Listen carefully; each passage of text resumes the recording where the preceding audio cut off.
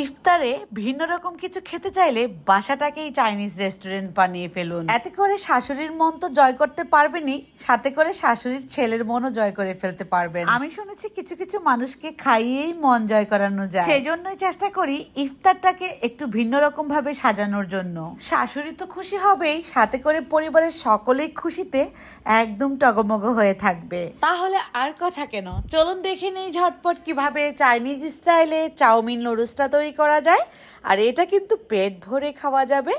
আর কথা নয়, চলুন দেখে নেই। হাফ কাপের চেয়েও একটু কম তেল দিয়ে দিচ্ছি একটা পাত্রে।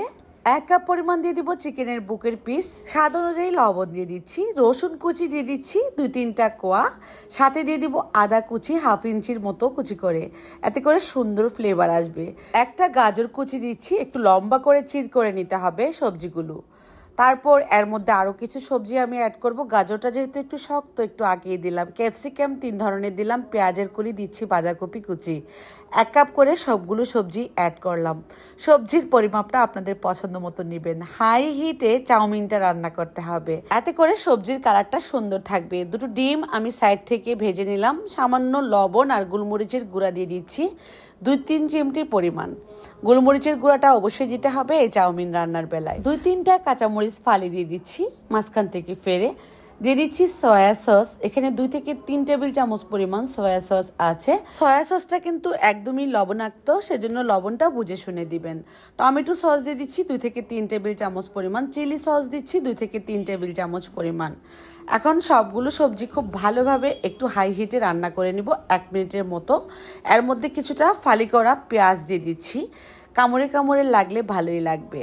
নুডলসটাকে কিভাবে সেদ্ধ করে নিলাম সেটা একটু দেখিয়ে দিচ্ছি। এখানে আমি 1 লিটারের মতো গরম পানি বসিয়ে দিয়েছিলাম। পানিটা যখন ফুটে উঠেছে এর মধ্যে ড্রাগন একটা নুডলস আমি ব্যবহার করছি। আপনারা কিন্তু চাউমিনের জন্য যে নুডলসগুলো ভালো লাগে সেটাই ব্যবহার করতে পারেন, তবে এই নুডলসগুলো একটু মোটা হয়, সেজন্য আমি এই নুডলসগুলোই ব্যবহার করছি।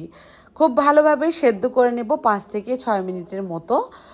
যখন সিদ্ধ হয়ে যাবে নামিয়ে ঠান্ডা পানি দিয়ে ধুয়ে একটা ছাঁকনির মধ্যে রেখে দিলেই কিন্তু ঝরঝরে থাকবে এই নুডলস।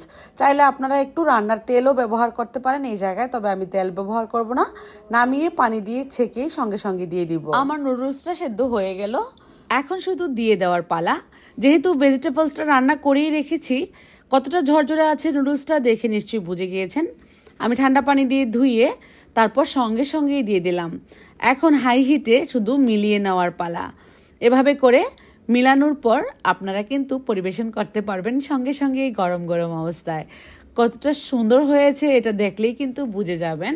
কষ্ট করে আর চাইনিজে যে খেতে হবে না বা টাকা খরচও করতে হবে না, বাসায় নিজের হাতেই তৈরি করে পরিবারের সকলকে খুশি করতে পারবেন ঠিক এইভাবে চাউমিন রান্না করে।